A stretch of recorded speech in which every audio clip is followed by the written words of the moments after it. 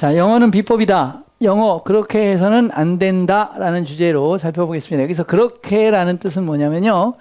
점수를 올리기 위해서 문제풀이 위주로 최신 경향의 문제, 출제 경향을 이해하고 이렇게 공부하면 안 된다는 얘기예요. 대부분 이렇게 하고 있는데 그래서 점수가 안 나오고 있는 겁니다. 그럼 어떻게 해야 될까요? 이것에 대해서 살펴보도록 하겠습니다. 자, 문제 유형은 퀘스천 유형은 코렉트 퀘스천에 대해서 살펴보도록 하겠습니다. 코렉트 문제 어떻게 풀어야 되냐? 코렉트는 올바른 유형의 답을 찾는 건데요. 굉장히 쉬운 유형에 속합니다. 간단하게 보시면 패시지가 있고 이 패시지를 A라는 것을 A-나 A2-로 변형해 놨는데 이렇게 표현을 해도 이게 맞나요? 라고 물어보는 거예요. 그래서 굉장히 좀 쉽습니다. 근데 시간이 모자라서 어려운 거지. 코렉트 문제만 떼놓고요. 여러분한테 한 문제당 2분씩 주게 되면요. 거의 90% 이상 맞습니다. 거의 안 틀린다는 얘기거든요. 그럼 다시 말하면 굉장히 쉬운 유형이라는 거죠. 그런데 어려운 이유는 속독을 해야 되기 때문에 그렇습니다. 속독을 해야 되기 때문에. 그리고 시중에는 말도 안 되는 얘기들이 나옵니다. 이 문장 순서대로니까 한 문장씩 대조해 보면 찾는다. 이런 식으로 공부하시면 안 됩니다. 탭스는 기본적으로 패시리를 주고 이 패시리를 쭉 읽고 또는 LC도 마찬가지고 코렉트 인포 문제가 나오지 않습니까? 정확히 듣고 요약해서 하나, 둘, 셋, 넷 판단하는 능력을 물어보는 거예요. 이 큰 스케일을 물어보는 것이지 여러분 이렇게 해서 푸는 걸 연습하고 공부하고 풀라고 출제한 게 아니라는 거예요. 그렇게 하시면 안 된다는 거예요. 그렇게 하지 마시고 정확히 탭스에서 요구하는 능력대로 학습을 해주시면 크게 안 걸려요. 최장 3개월이고 빠르면 한 달 내에도 50점, 100점씩 오를 수 있습니다. 그렇게 많이 해왔고요. 할 수 있으니까 선생님과 함께 따라가시면 됩니다. 자, 독해해 보도록 하겠습니다. 독해하시면요. 연구자들, MIT의 연구자들은 협력하고 있습니다. 개발하기 위해서. 이렇게 가시면 돼요. 마이크로 컴퓨터를. 어려운 단어 나왔죠? 모양을 복사할 수 있는 컬드죠. 불려지는 스마트죠. 스마트 샌드라고 불려지는 이 작은 큐브는 포함하고 있습니다. 나노 프로세스를. 그리고 큐브의 6개의 면에 4개가 6개의 면인데 6면체죠. 큐브가. 그 중에 4개가 이렇게 정보를 정확히 이해하시란 말이에요. 스터드 박혀 있다라는 거죠.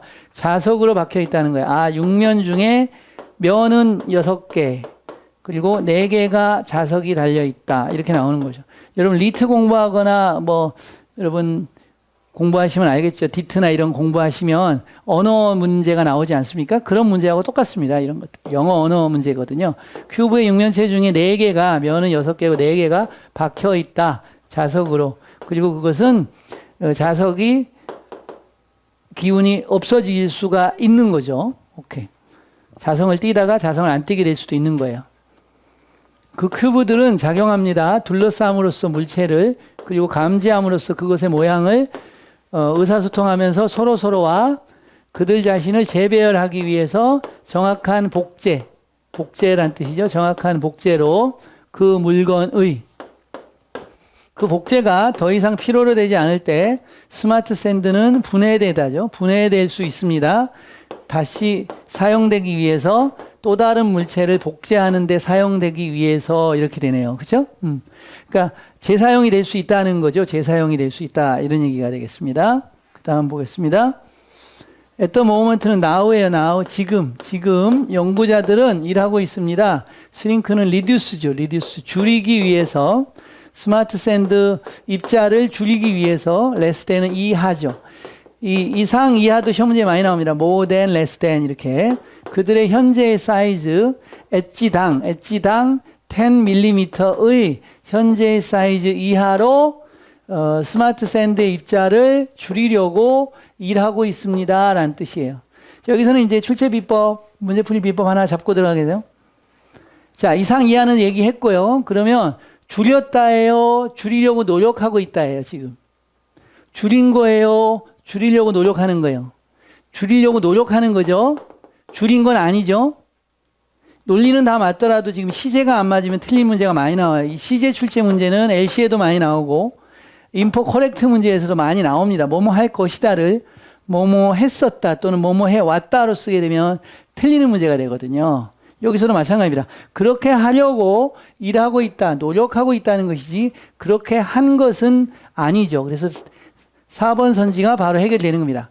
그들은 최근에 줄어들었다. 10mm 이하로. 어크로스는 이제 가로질러서 면이 이렇게 되죠. 그러니까 스마트 샌드 큐브에 대한 얘기인데 줄이려고 노력하고 있고 일하고 있는 것이지 최근에 줄여진 현재 완료는 아니잖아요. 그래서 이것은 틀리게 되는 겁니다. 그래서 몇몇의 대학이 협력하고 있다. 그것들을 개발하기 위해서. 그럼 본문 내용 나왔어요. 몇몇의 대학이었어요. MIT 대학이었어요.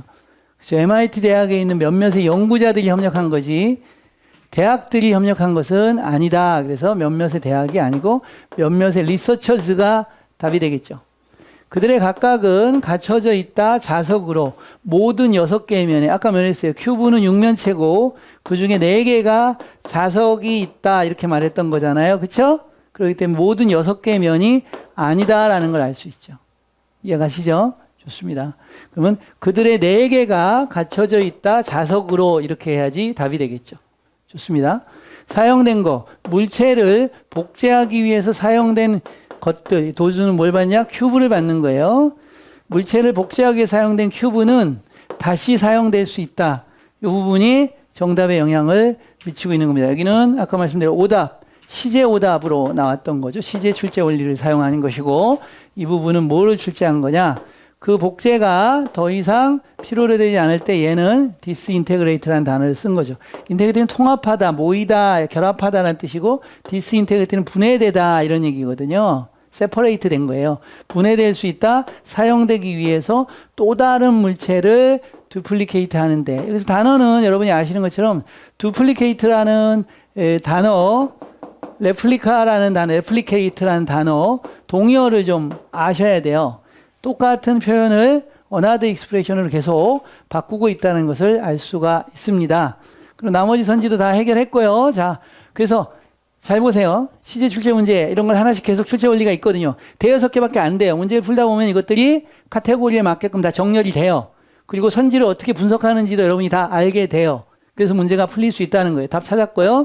6년치 숫자가 나오면 숫자는 반드시 체크해서 6개는 어떤 거고 4개는 어떤 거고 이렇게 분류를 해 주셔야지 문제를 풀 때 바로 적용한다는 거예요. 바로. 다시 본문으로 들어갈 필요가 없다라는 것이고 또 아까 말한 게 협력한다 그러면 누가 정확히 협력하는지를 찾아서 문제를 푸는 습관이 되면 세부적인 정보 받기에서 아 요런 게 틀렸구나. 여기는 맞는 거고 여기도 맞는데 6개가 틀렸구나. 이런 식으로. 이해가시죠? 여기 다 맞네. 이런 거죠.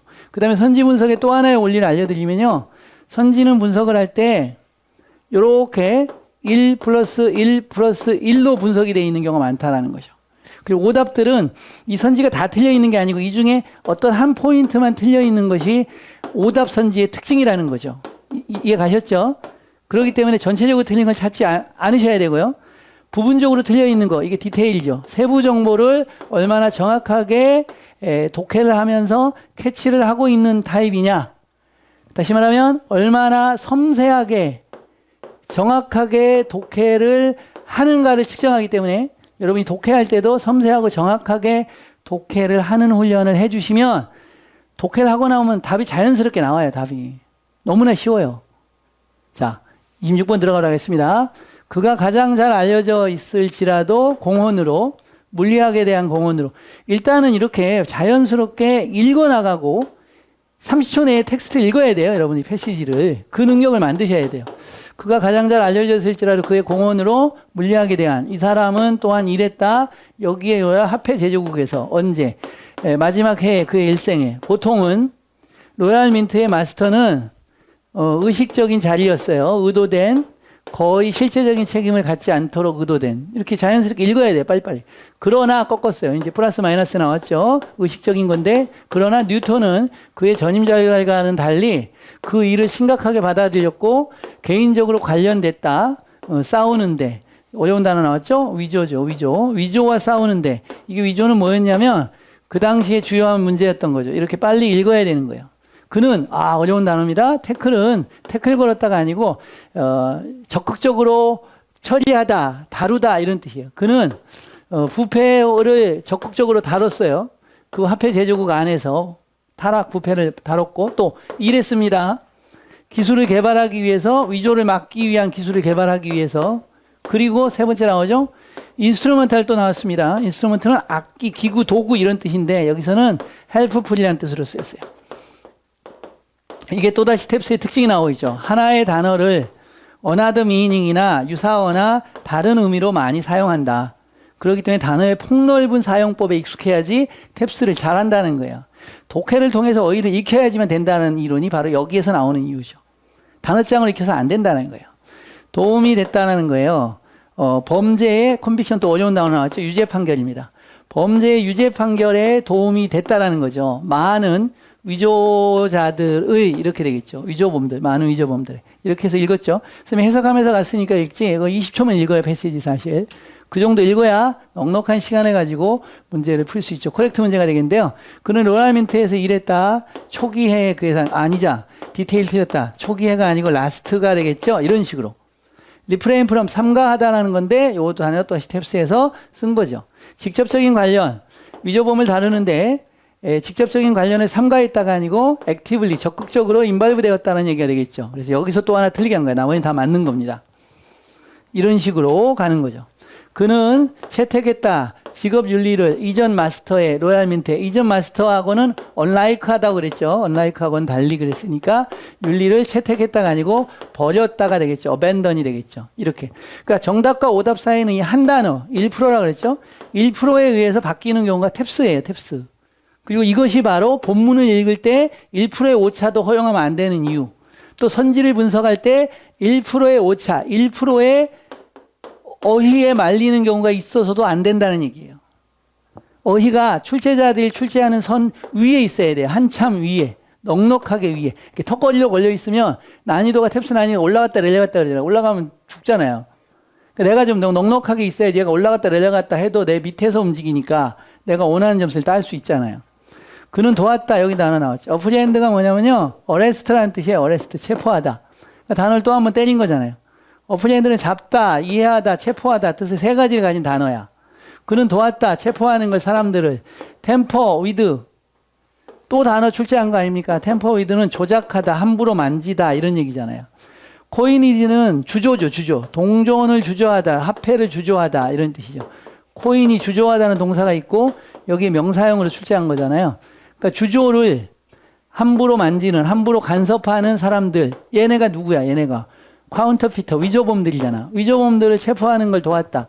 즉 위조범들을 체포하는 걸 도왔다는 건 본문에서 뭐 나왔어요? 수많은 위조범들의 범죄 유죄 판결에 도움이 됐다라는 걸로 나오잖아요. 그러니까 단어와 정확한 해석을 딱딱 맞춰서 완전하게 정보를 다 가지게 되면 답을 찾는데 어려움이 하나도 없고 선지가 자연스럽게 풀려나간다는 거야. 이걸 억지로 왜 해설지를 봐가면서 이게 왜 정답이고 이게 왜 오답이지 해설지를 보는 순간 인생 쫑난 거야. 점수 전혀 오르지 않아. 모든 답은 어디에 있다? 정답과 오답은 모두 어디에서 찾아야 된다? 패시지 안에서. 패시지 안에서 빠르게 읽으면서 정밀하게 분석해서 다 찾아내셔야 된다는 거야. 이게 되지 않으면 점수 오르지도 않고 늘지도 않고 이런 식으로 공부를 하시면 독해만 했는데도 뭐가 좋아진다?